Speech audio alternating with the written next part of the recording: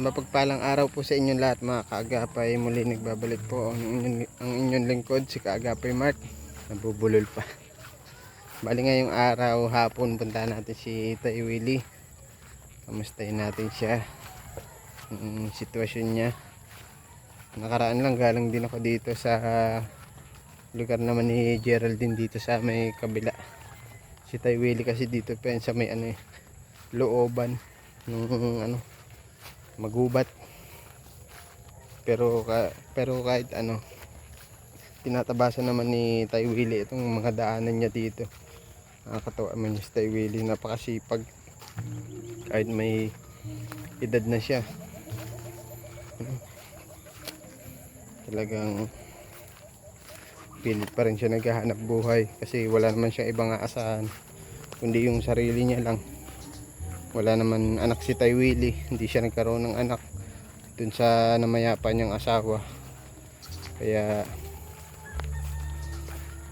masaya ako pag nakikita si Tay Willie na malakas pa sa edad niyang 70 plus na ata si Tay Willie, kung di ako nagkakamali.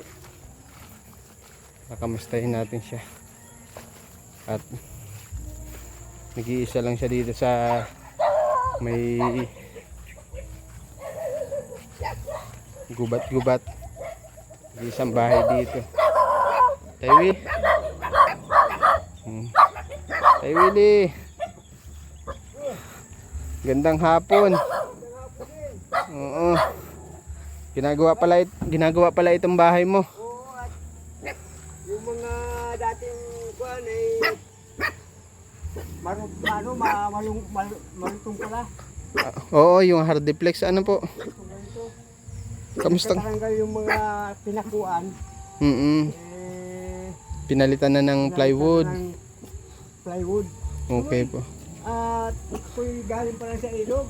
Ay, kagagaling mo lang. Lalaki na ng tuta ni Tay Willie. Kaya lang parang may sakit sa balat. Kawawa man. Ito nga kasama ni Tay Willie. Bantay dito sa bahay niya.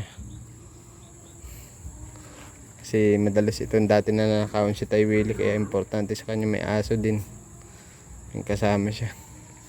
Tay, dito mo. Tinapay. Pasensyaan mo na ito ha. Meriendahan mo. Hindi ko akalain mapapadalaw ko naman ito.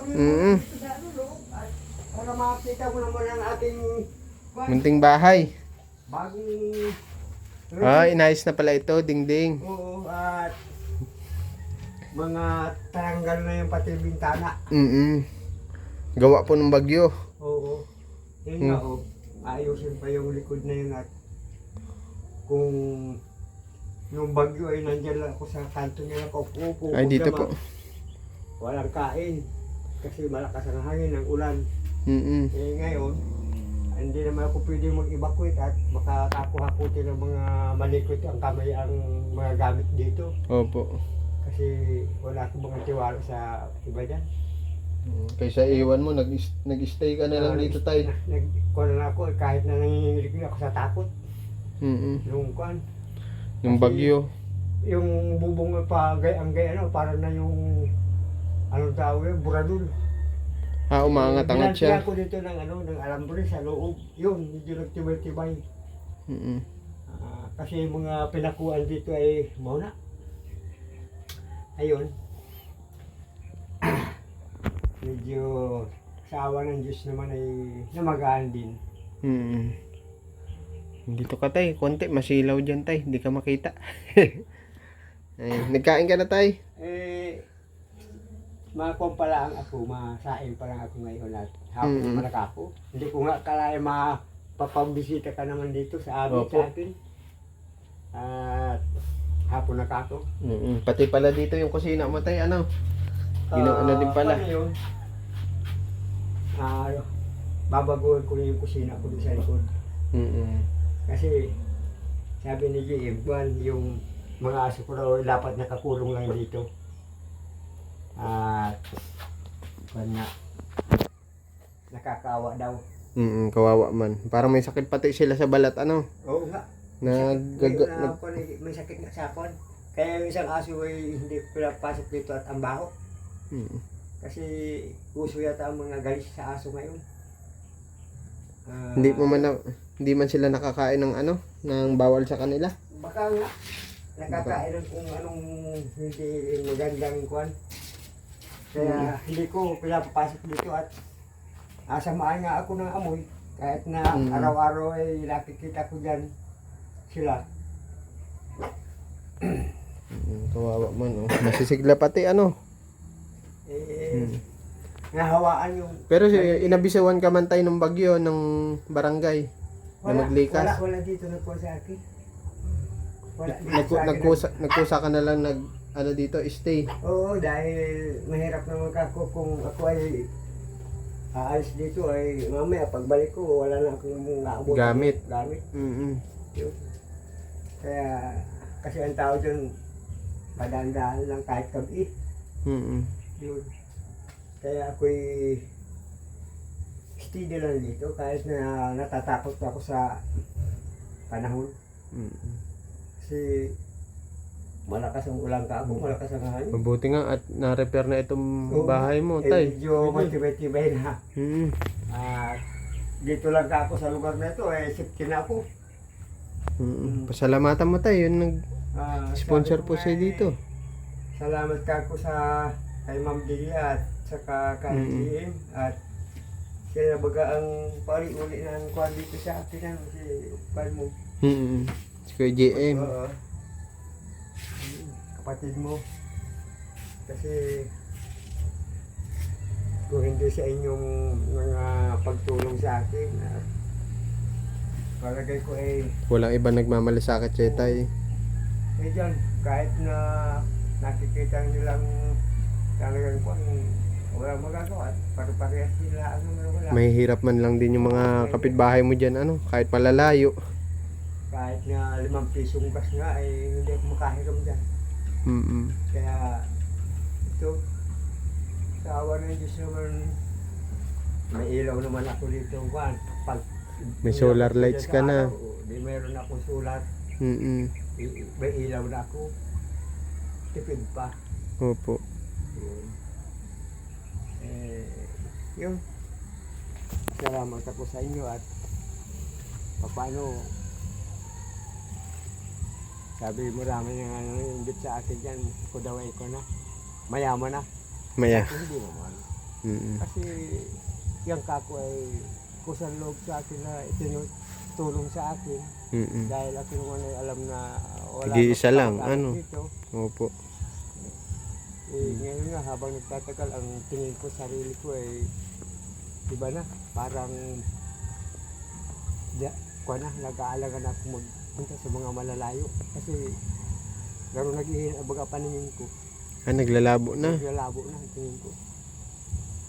Medyo kung ko may diferensya na pasama na yata sa pag ano ko dyan noon ng kawayan. Kasi pag naroon na doon sa pinakamalalim, sige lang ikot-ikot yung kawayan, lalanguyin ko. Hindi, kahit pagod ako, yun, pinipilit kong makuha doon sa gitna ng ilog. Feeling mo na pasma ka na, tay? Pasma na, ang nangyari sa akin. Malapit na ang ano, tay, Pasko. Oo nga. Ano bang ginagawa mo dito pag ano, tay, Pasko? Parang mga 27 days na lang.